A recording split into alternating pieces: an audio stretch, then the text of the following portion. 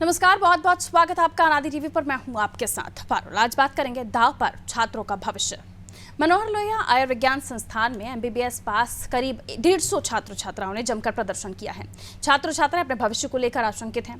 वो ना तो कहीं पर पीजी में दाखिला ले पा रहे हैं और ना ही कहीं पर नौकरी कर पाना उनकी स्थिति है। कुल मिलाकर डॉक्टर बनने के बाद भी इन छात्र छात्राओं के पास कोई रोजगार नहीं है। वहीं लोहिया संस्थान प्रशासन ने जल्द ही आक्रोशित छात्र छात्राओं की समस्या दूर करने की बात कही है। प्रदर्शन कर रहे इन छात्र छात्राओं ने लोहिया प्रशासन मुर्दाबाद के नारे तक लगाते हुए कहा, हम किसी से भीख नहीं मांग रहे हैं बल्कि अपना हक मांग रहे हैं। दरअसल मानक ना पूरा कर पाने के कारण लोहिया संस्थान में एमबीबीएस की मान्यता अटकी है और जिसकी वजह से एमबीबीएस 2017 बैच के छात्र छात्राओं का भविष्य अधर में है। 2 महीने से रिकॉग्नाइजेशन और रजिस्ट्रेशन के लिए छात्र भटक रहे हैं। एमबीबीएस डिग्री की मान्यता के बिना ये छात्र प्राइवेट प्रैक्टिस भी नहीं कर पाएंगे। ऐसे में सवाल ये है कि 6 साल बाद भी एमबीबीएस डिग्री की मान्यता क्यों नहीं हुई, और मान्यता नहीं थी तो बच्चों के भविष्य के साथ खेलने का अधिकार कॉलेज को किसने दिया, और अब आखिर क्या होगा इन छात्रों का भविष्य, कौन इसका जिम्मेदार है, इन तमाम चीजों पर हम बातचीत करेंगे। चलिए मिलिए उन मेहमानों से जो हमारे साथ चर्चा में जुड़ रहे हैं। तारुफ करा देती हूँ। मलिक जावेद अंसारी साहब कांग्रेस से हमारे साथ जुड़े हुए। सर स्वागत आपका। केसी जैन साहब भारतीय जनता पार्टी का पक्ष रखने के लिए जुड़े हैं, बहुत स्वागत सर आपका। कपिल श्रीवास्तव जी आपका भी बहुत बहुत स्वागत करती हूँ, सपा का पक्ष रखने के लिए हमारे साथ जुड़े हुए। सैयद रजा रिजवी साहब वरिष्ठ पत्रकार हैं, बहुत अच्छे विश्लेषक हैं, आपका भी स्वागत सर। शुरुआत आपसे ही सर, आयुर्विज्ञान कॉलेज जिसको लेकर ये कहा जा रहा है कि एमबीबीएस का स्टूडेंट ने परीक्षाएं दी, तमाम मेहनत की, लेकिन उसके बाद अब उनकी जो डिग्री है उन्हें पता चलता है कि जो कॉलेज है उसे मान्यता ही नहीं थी। ये जो हो रहा है बच्चों के साथ, छात्रों के साथ खिलवाड़, ये कहाँ तक सही है? और जो कॉलेज को अगर मान्यता नहीं थी तो कॉलेज को परमिशन किसने दी कि वो बच्चों को इस तरह के कोर्सेज करवा सकता था?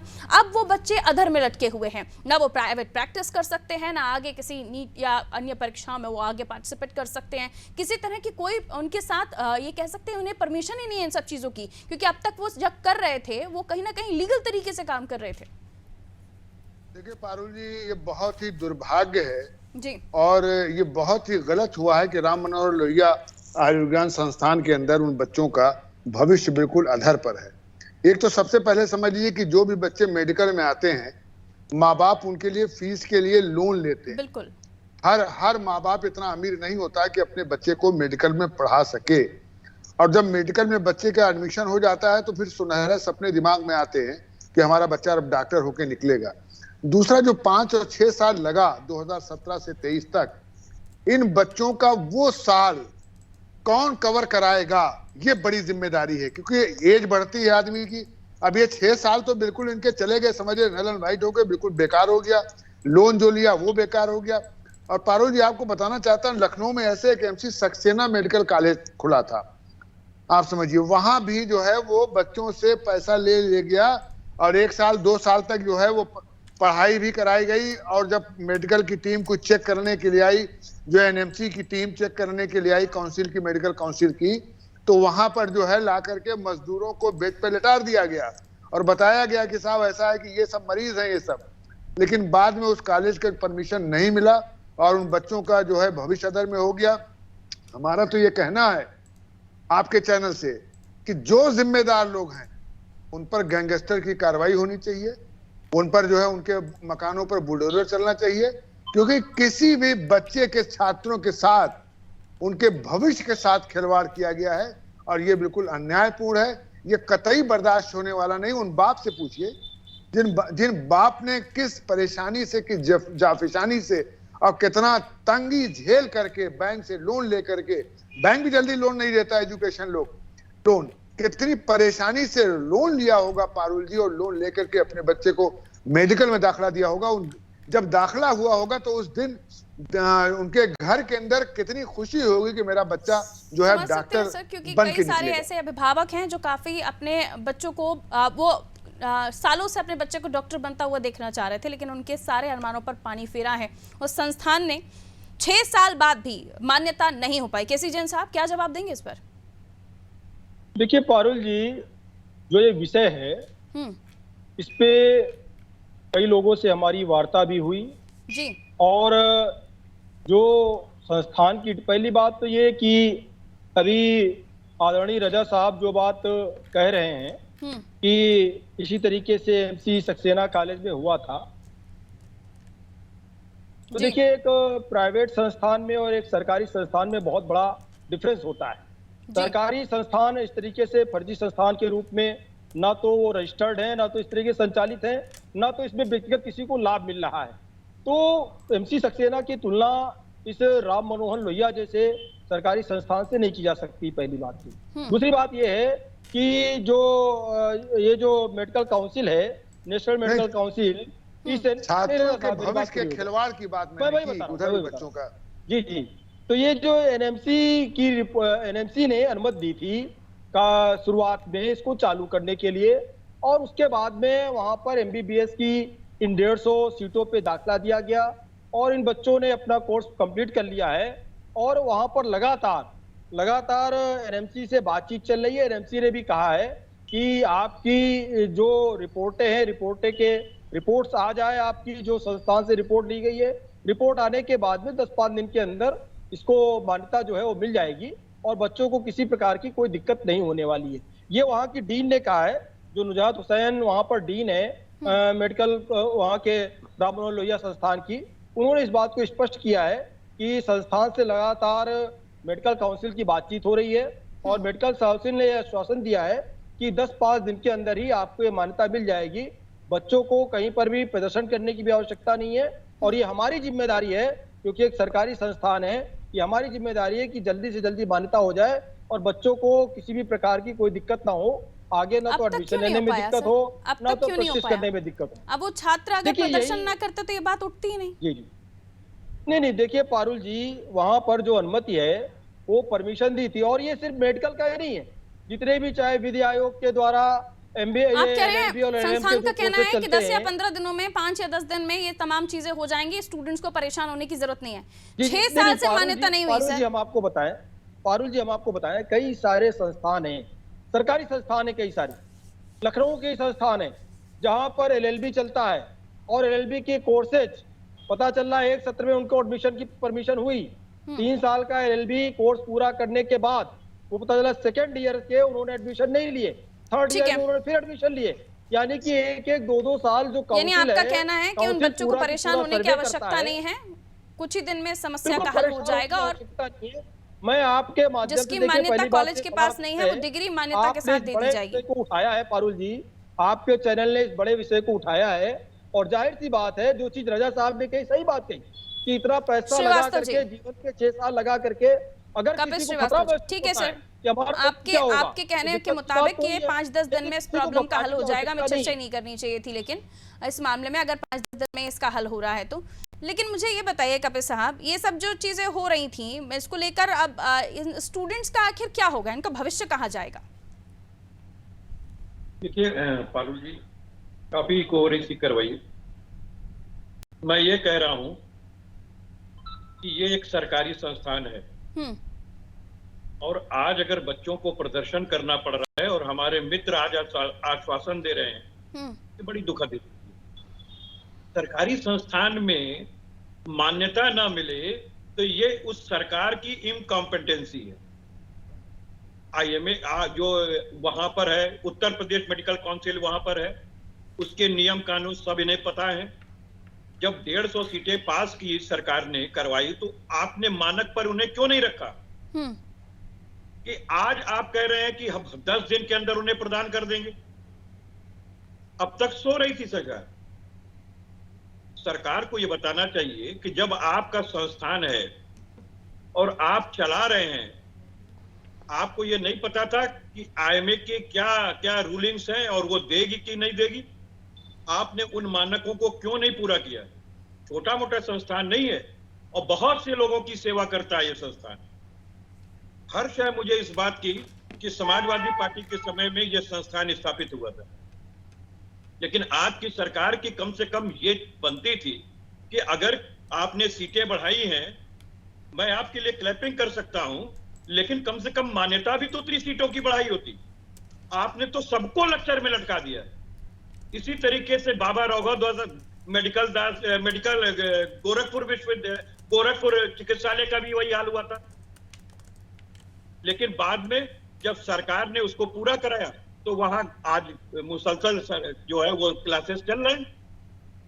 मैं तो ये बहुत बड़ी बात कह रहा हूं कि लखनऊ के अंदर का संस्थान, सरकारी संस्थान, अगर वहां इस तरीके की चीजें हो रही हैं, ये सरकार की नाकामयाबी को दर्शाता है।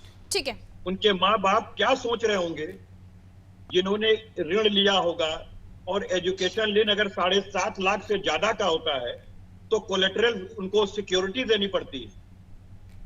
तो इस बात के लिए कौन जिम्मेदार है? और ये कैसे मान लें कि 10 दिन में हो जाएगा और आज तक नहीं हुआ? आपने वो मानक पूरा पहले क्यों नहीं किया? सवाल तो इस बात का है। अगर उन्होंने पास आउट हो लिए, अब आप कौन सा मानक पूरा करेंगे कि वो उनकी डिग्री जो है मान ले? किस तरीके से मान्यता दे देंगे, जरा मुझे बताइए। ठीक है, जावेद अंसारी साहब, आपका क्या पक्ष इस पर? देखिए पारुल जी, ये बहुत ही दुखद स्थिति है हमारे देश की।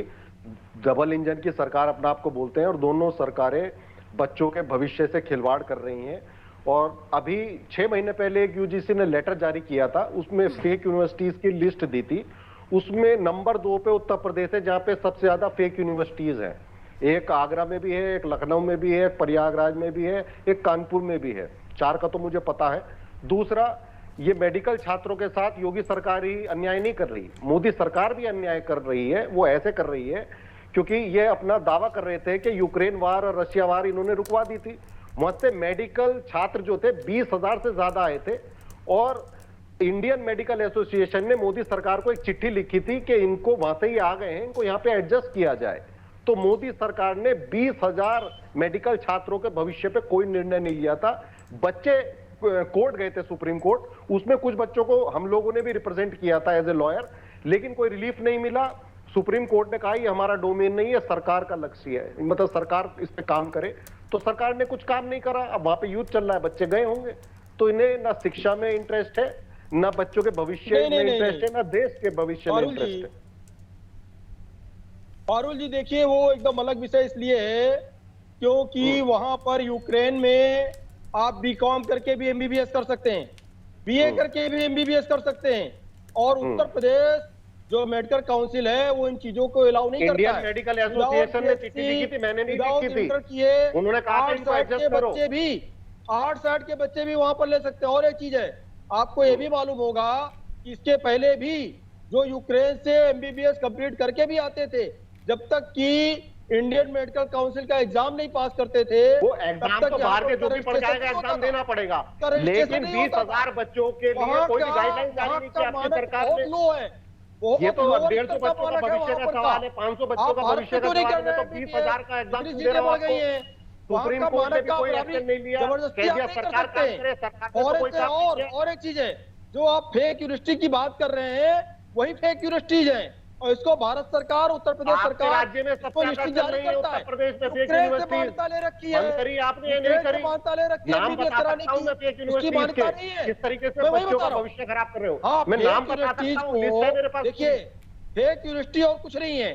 फेक यूनिवर्सिटी यही है, आपने यूक्रेन से मान्यता ले रखी है, आपने अमेरिका से मान्यता ले रखी है, तो आपकी सरकार सो रही है, डबल इंजन की सरकार है, आपकी सरकार सो रही है। ठीक है, लेकिन फेक यूनिवर्सिटीज बंद नहीं हो रही हैं, सरकारी यूनिवर्सिटी को मान्यता नहीं मिल रही है, तो बच्चा जाएगा तो जाएगा कहाँ? आप फेक यूनिवर्सिटीज भी खुलेआम अपना धंधा चला रही हैं, अपना बिजनेस चला रही हैं, और जो सरकारी यूनिवर्सिटीज है उसको मान्यता नहीं मिल रही है। जो स्टूडेंट है वो किस तरफ अपना चेहरा लेकर जाए, कहाँ भरोसा करे?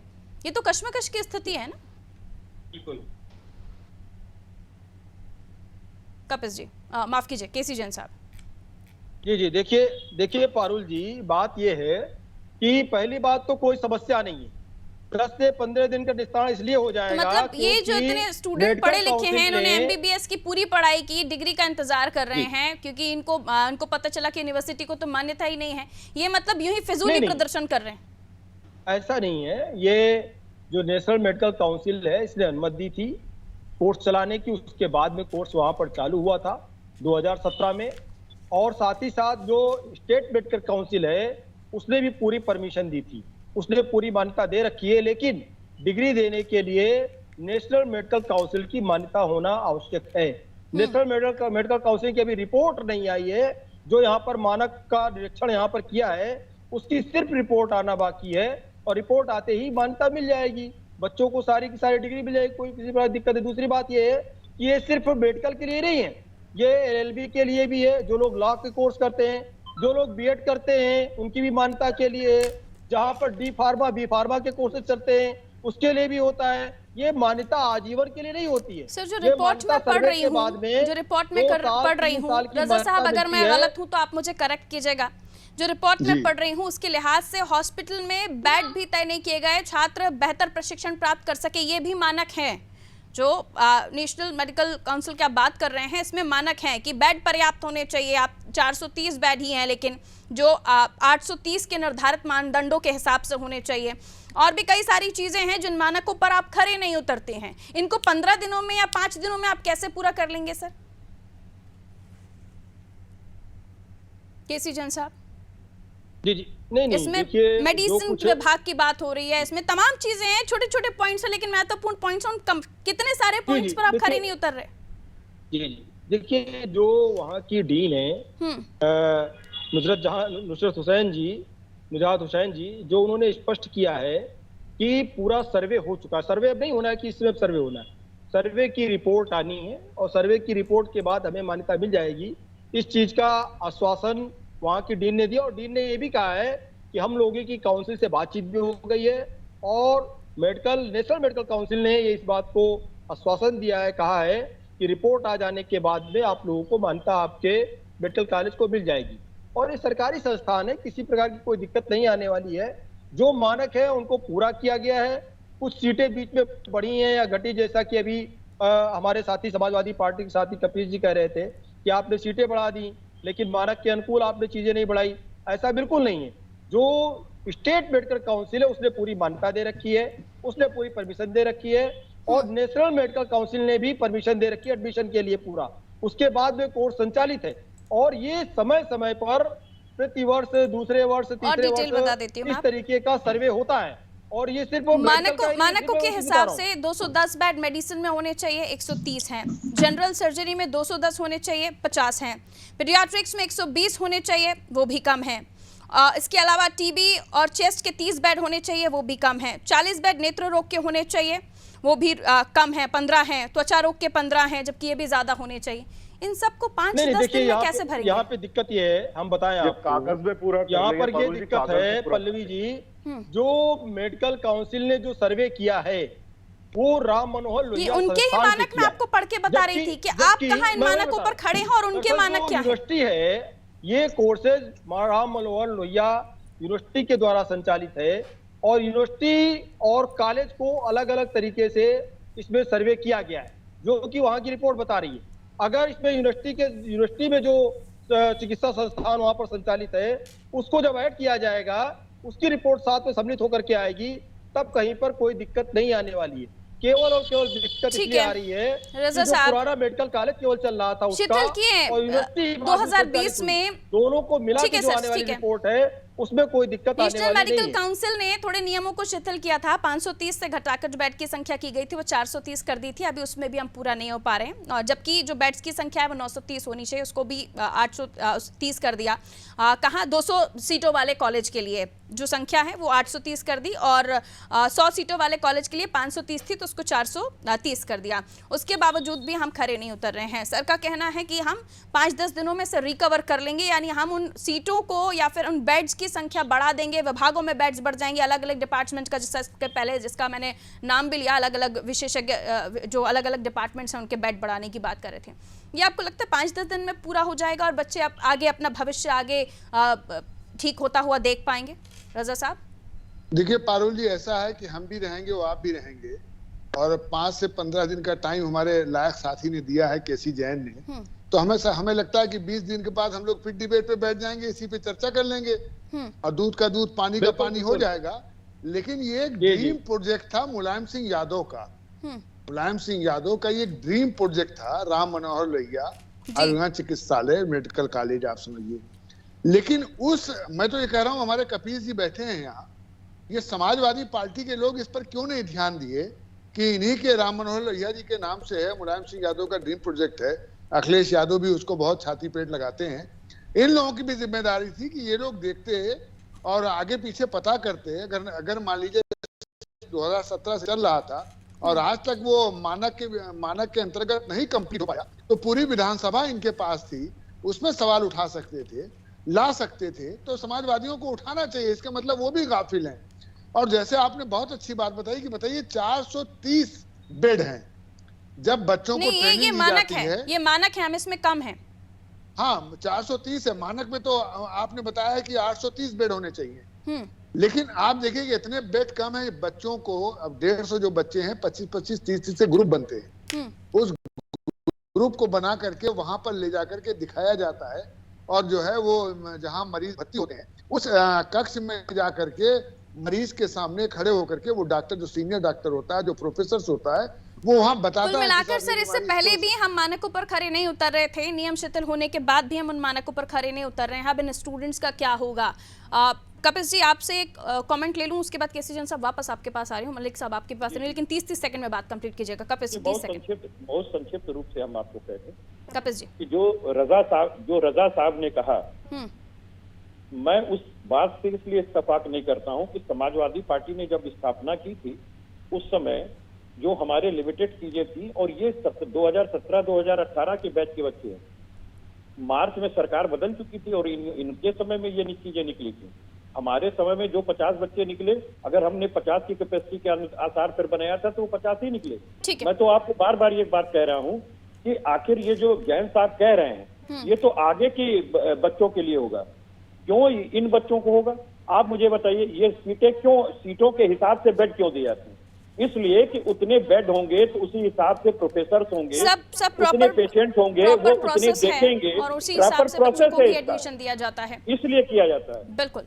लेकिन आप कह रहे हैं कि उस बात से इत्तेफाक नहीं करते आप जो रजा साहब कह रहे हैं, लेकिन विपक्ष में आपको चुना है और तब भी आप विपक्ष में थे जब योगी कार्यकाल बंद था। लखनऊ के अंदर सुनिए पारुल, हम लोगों ने अभी कैंसर हॉस्पिटल, आप पल्ला नहीं झाड़ सकते ना कपिल साहब, जिम्मेदारी विपक्ष की भी उतनी है और मलिक साहब आपकी भी उतनी है। अरे भाई पारुल जी सुन तो लें, समाजवादी पार्टी ने कैंसर हॉस्पिटल लखनऊ के अंदर एक बढ़िया स्ट्रक्चर उठा करके दिया, लेकिन हम शुरू नहीं कर पाए, उससे पहले हमारी सरकार। सर, राम मनोहर लोहिया जी का नाम ही जुड़ जाता है कि सपा की कितनी जिम्मेदारी बनती है, बाकी सब छोड़ दीजिए। अंसारी साहब, सर समय मेरे पास कम है, मैं एक प्रॉपर कमेंट में चाह रही हूं। क्या चीज दिया इन्होंने? समय कम है सर, समय कम है। कपिल साहब समय कम है। मलिक साहब 30 सेकंड। जी, बस मैं यही कहना चाहूंगा पारुल जी, हमें इनसे कोई उम्मीद नहीं है कि बच्चों का भविष्य सुरक्षित करेंगे। ये वो लोग हैं जो डबल इंजन की सरकार बोलते हैं, 6 साल से ये 7 साल से ये उत्तर प्रदेश में है। राइट टू एजुकेशन जो है वो भी लागू नहीं कर पाए ये तो उत्तर प्रदेश में। ओके सर, 200 MBBS सीटों के लिए 830 बेड होने चाहिए, लेकिन आपके पास 430 है सर। अभी कह दीजिए 10 से 15 दिन में हो जाएगा, मैं ब्रेकिंग न्यूज चलवा दूंगी। देखिए पारुल जी, पहली बात तो 200 सीटों का वहां पर एडमिशन नहीं है, 150 सीटों की एडमिशन है वहां पर। दूसरी बात यह है कि अगर राम मनोहर लोहिया यूनिवर्सिटी बन चुका है, केवल राम मनोहर लोहिया कॉलेज नहीं है, तो ये जिन सीटों का मानक आपके सामने है, जो डाटा आपके सामने है और जिसपे संरक्षण हुआ है, वो केवल राम मनोहर लोहिया कॉलेज का हुआ है।